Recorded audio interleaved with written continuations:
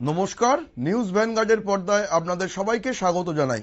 আমি সৌম্য। প্রথমেই নজর রাখবো আবহাওয়ার খবরের দিকে। রথের পরেই কিন্তু দুর্যোগের একটা আশঙ্কা রয়েছে। সাগরে নিম্নচাপ দানা বাঁধছে, 7 থেকে 11 সেন্টিমিটার ভারী বৃষ্টিপাতের সম্ভাবনা রয়েছে রাজ্য জুড়ে। 4টে জেলায় জারি করা হয়েছে হলুদ সতর্কতা, রয়েছে বজ্রপাতের আশঙ্কাও। এই বিষয়ে বিস্তারিত জেনে নেব। সঙ্গে রয়েছে আমাদের প্রতিনিধি শতাব্দী দেবনাথ। শতাব্দী, আবহাওয়ার বদল দেখা যাচ্ছে যে রথের পরেই একটা ভারী দুর্যোগের আশঙ্কা করা হচ্ছে। বৃষ্টি তো হচ্ছে, আরো সেটা বাড়বে বলেই জানানো হচ্ছে আবহাওয়া দপ্তরের তরফ থেকে।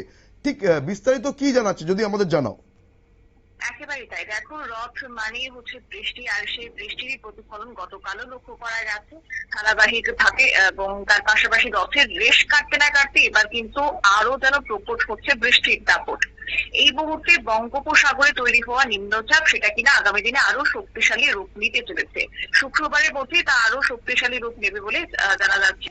অন্যদিকে আইএমডি সূত্রে যে খবর, উত্তর পশ্চিম বঙ্গোপসাগর এবং তার সংলগ্ন উত্তর উড়িষ্যা পশ্চিমবঙ্গ উপকূলের উপর একটি সুস্পষ্ট নিম্নচাপের সৃষ্টি হয়েছে।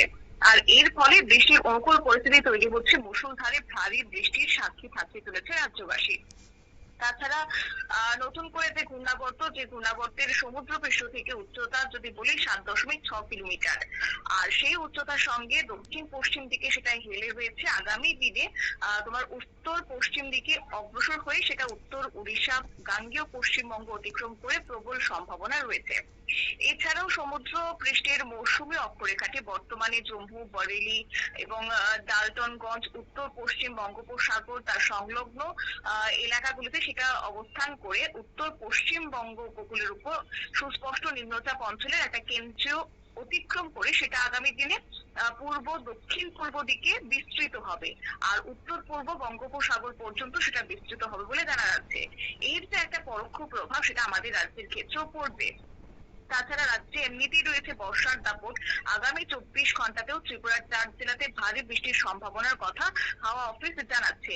এছাড়া এখনই কিন্তু বৃষ্টির কোন রকমের যে বৃষ্টি রথ শেষ হয়ে যাচ্ছে মানেই যে তোমার সেখানে বৃষ্টি থেমে যাবে তা কিন্তু নয়। কারণ আজকেও তোমার একদিকে ভারী বৃষ্টির পূর্বাভাস, অন্যদিকে বজ্রপাতের আশঙ্কা রয়েছে। রাজ্যের অধিকাংশ জেলা থেকে হালকা থেকে মাঝারি বৃষ্টিপাত অথবা বজ্রসহ বৃষ্টি হওয়ার সম্ভাবনা রয়েছে। আর বিশেষ করে যে 4টি জেলাতে হলুদ সতর্ক সেটা হচ্ছে পশ্চিম ত্রিপুরা জেলা, সিপাহী জেলা, গোমতী জেলা এবং দক্ষিণ জেলার 1-2 স্থানে 7 থেকে 11 সেন্টিমিটার পর্যন্ত ভারী বৃষ্টি হতে পারে। এছাড়াও রাজ্যের বিভিন্ন জেলায় 1 বা 2 স্থানে বজ্রপাত সহ বৃষ্টির সম্ভাবনাটা আজকের দিনে খুব একটা এড়িয়ে যাওয়া যাচ্ছে না। আগরতলা এবং তার সংলগ্ন এলাকায় সারাদিন আকাশ মেঘাচ্ছন্ন থাকবে। দিনের বিভিন্ন সময়ে হালকা থেকে মাঝারি বৃষ্টি অথবা বজ্র বিদ্যুৎ সহ বৃষ্টি হতে পারে। আর তাপমাত্রার কথা যদি বলো তাহলে আজকে সর্বোচ্চ তাপমাত্রা প্রায় 33 ডিগ্রি সেলসিয়াসের ঘরে থাকবে। অন্যদিকে সর্বনিম্ন থাকার কথা রয়েছে 26 ডিগ্রি সেলসিয়াসের ঘরে। আর্দ্রতার পরিমাণটা একটু বেশি থাকবে, তার কারণে দিনভর তোমার আর্দ্রতা জনিত অস্বস্তি কিংবা ভ্যাপসা গরম অনুভূত হবে বলে আবহাওয়া দপ্তর জানাচ্ছে। আর তোমার গতকাল বৃহস্পতিবার বিকেল 5:30 পর্যন্ত গত 24 ঘন্টার যে হিসেব দেওয়া হয়েছে, এতে করে আগরতলায় 25.4 মিলিমিটার পর্যন্ত বৃষ্টিপাত রেকর্ড করা হয়েছে, যা কিনা সর্বোচ্চই ছিল। আর আবহাওয়া দপ্তর সূত্রে যে সতর্ক বার্তা, ভারী বৃষ্টি আর বজ্রপাতের সময় অপ্রয়োজনীয় কোনো কারণ ছাড়া যেন কেউ বাইরে বের না হয়। এছাড়া জল জমা, আকস্মিক জলাবদ্ধতা তৈরি হওয়া সেটা কিন্তু অবশ্যই লক্ষ্য করা যেতে পারে। তাই সেক্ষেত্রে রাজ্যবাসীকে আগামী কয়েকটা দিন সতর্ক থাকতে হবে বলে বিশেষ বুলেটিনে জানানো হয়েছে। সৌম্য, অসংখ্য ধন্যবাদ শতাব্দী। আমরা কথা বলে নিচ্ছিলাম আমাদের প্রতিনিধি শতাব্দী দেবনাথের সাথে। আগামী 24 ঘন্টায় কিন্তু রাজ্যের 4 জেলায় হলুদ সতর্কতা রয়েছে। ভারী বৃষ্টিপাতের সঙ্গে বজ্রপাতেরও কিন্তু সম্ভাবনা রয়েছে এবং আগামী কয়েকদিন রাজ্যবাসীকে সতর্ক থাকার আবেদন জানানো হয়েছে প্রশাসনের তরফ থেকে। নজর রাখবো পরবর্তী সংবাদের দিকে। তার আগে নিয়ে নেব ছোট্ট বিজ্ঞাপন বিরতি।